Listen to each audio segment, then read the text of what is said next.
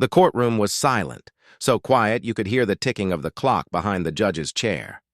Every pair of eyes in that room was locked on one man. He wasn't in uniform. He wasn't standing tall like a Marine usually would. He sat there in an orange jumpsuit, wrists cuffed, eyes hollow. Ethan Cole, 32 years old. Former U.S. Marine, decorated twice, vanished once. And now, on trial for treason. The prosecutor's voice sliced through the silence. This man abandoned his post during active combat. He disobeyed a direct order and jeopardized the lives of his unit. Ethan didn't move, didn't flinch. He just sat there, his gaze fixed on the floor. The judge sighed. "Mr. Cole, do you wish to respond?" "Nothing." "Do you have an attorney?" Still nothing. A low murmur rolled through the courtroom.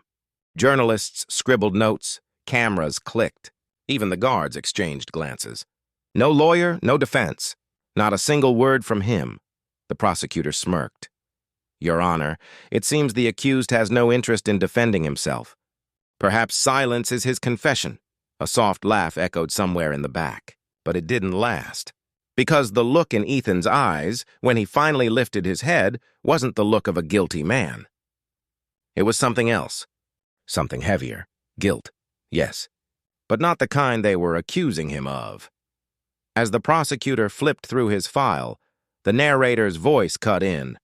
They called him a traitor, but none of them were there when it happened. None of them smelled the burning sand or heard the radio go silent when the gunfire stopped. Flashback. Kandahar. A convoy under attack. Screams through the comms. The base command orders retreat, but Ethan refuses. His squad is pinned down. One of them, barely 19, calls out, "We can't move!" Ethan runs toward the fire instead of away from it. He doesn't know that back at command, someone's watching the operation on a drone feed. Someone makes a mistake. A drone strike lands where Ethan's team was last seen. When the dust clears, there's nothing left. No backup, no survivors. Just him. Back in the courtroom, the judge leans forward. "Mr. Cole, you're accused of abandoning your unit, falsifying mission reports, and refusing debrief.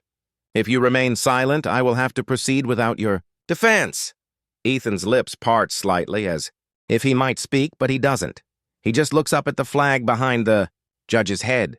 He could have told them the truth, that his men were killed by their own drone, that his report was erased, that when he tried to speak up, they told him to disappear.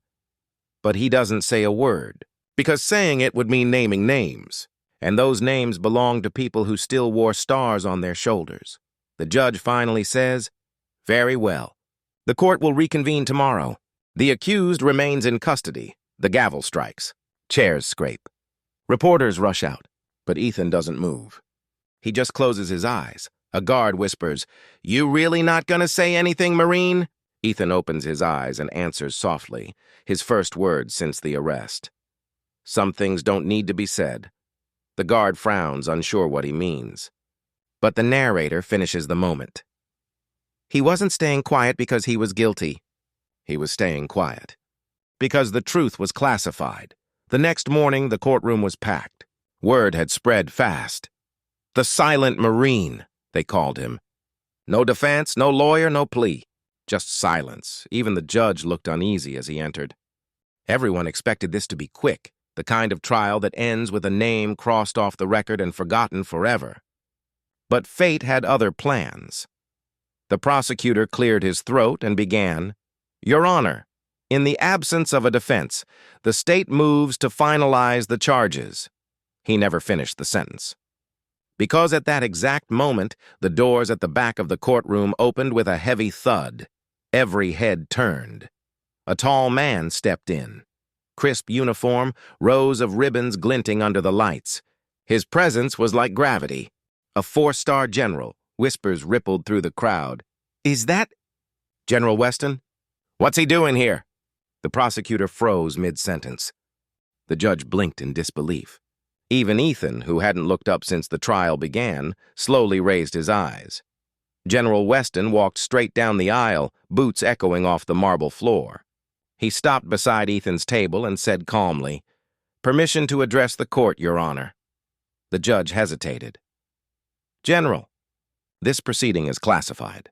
You're not on the witness list. Weston's voice cut through the tension. Then consider this an unscheduled declassification. A stunned silence. The prosecutor tried to interrupt. Sir, this case involves sensitive national... Sensitive? Weston snapped. You mean the truth? He turned to the judge. Your Honor, I was there when Sergeant Ethan Cole's unit disappeared, and I can tell you right now, he's not a deserter. He's the only reason any of us are still breathing. Gasps filled the courtroom. The general opened a black folder stamped Top Secret. Inside were mission logs, photos, coordinates, all labeled Operation Iron Veil. He laid them on the judge's desk. This mission was never supposed to exist. We were testing a new drone targeting system. It malfunctioned. He paused, his jaw tight. Friendly fire. We hit our own men. Ethan saw it happen and tried to stop it. When he filed a report, it was buried. When he refused to lie, they branded him a traitor. The prosecutor's voice shook. You expect us to believe that, General? Weston looked him dead in the eye. I don't expect you to believe it. I expect you to read it. He handed the judge a single sheet, a declassified statement signed by Weston himself. The judge scanned it, eyes widening with every line. Then the general turned toward Ethan, the man who had sat silent through every accusation, and said 7 words that changed everything. This man saved more lives than we lost. The courtroom fell into complete stillness. No one dared breathe. Ethan stared back at the general, and for the first time, his eyes weren't empty. They were alive. Sad but proud, the judge finally spoke, his voice low. General, is this true? Every word, Weston replied. He disobeyed a corrupt order to save his men. The only reason he's in that chair today is because he refused to lie. The prosecutor sat down slowly, defeated. Reporters whispered, pens frozen midair. The narrator's voice came in, heavy with emotion. For months, they called him a traitor. But in one sentence, the truth came marching back into that courtroom, wearing 4 stars and the weight of a buried conscience. For the first time since the trial began, the air in that courtroom felt different, lighter, but heavy in another way, like everyone had just realized they'd been staring at the wrong man. The judge sat motionless, eyes still on the papers the general had handed him. The pages trembled slightly in his hands. He looked up at Ethan, really looked at him, as if seeing him for the first time. Sergeant Cole, he said quietly, do you wish to speak now? Ethan hesitated. His lips parted, but the words seemed to catch somewhere deep inside him. Then, finally, he nodded. He stood, slow, stiff, the kind of movement that comes from carrying too much for too long. His voice was rough but steady. With all due respect, Your Honor. I didn't want this. The room was silent. My men, they trusted me. I followed orders until those orders killed them. I tried to report it. They told me to forget. They told me to disappear. He glanced toward General Weston. When you're a Marine, you learn to protect your brothers, even if that means standing alone. So I stayed quiet. You could hear sniffles in the gallery. Reporters, soldiers, even the court staff. Everyone knew they were witnessing something bigger than a trial. The prosecutor slowly stood up and faced the judge. Your Honor, in light of this evidence, the prosecution withdraws all charges. A long pause. The judge nodded, then turned his gaze back to Ethan. Sergeant Ethan Cole. All charges against you are dismissed. You are hereby cleared of wrongdoing, and your service record will be fully restored. The sound of the gavel striking wood was almost drowned out by the wave of emotion that hit the room. Some people clapped. Others just sat in stunned silence, but Ethan didn't celebrate. He simply exhaled, as if he'd been holding that breath for years. General Weston walked over, his medals glinting under the harsh fluorescent lights. For a moment, the 2 men just stood there, soldier and commander, guilt and grace between them. Weston extended his hand. Ethan looked at it, then at him. Instead of shaking it, he raised his hand in salute. The general returned it sharply, but his eyes were glassy. You should have never been here. Son, Weston said softly. Sir, Ethan replied. I was exactly where I needed to be. The narrator's voice came in, steady, powerful. In that moment, justice didn't come from a courtroom. It came from courage. The kind that doesn't shout, doesn't fight back. It simply stands its ground. As Ethan left the courthouse, the media swarmed him, microphones and cameras flashing.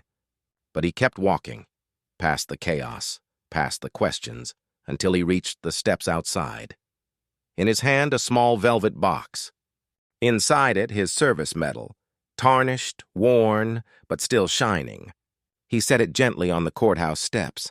A reporter shouted, "Sergeant, why leave your medal behind?" Ethan turned, a faint, tired smile crossing his face. Because honor doesn't belong in a box. It belongs in what you do when no one's watching. He walked away, disappearing into the sunlight. He went in a prisoner and walked out a soldier. They silenced him with handcuffs. But truth doesn't need a voice when it stands on its own, dedicated to every soldier who carried the truth alone.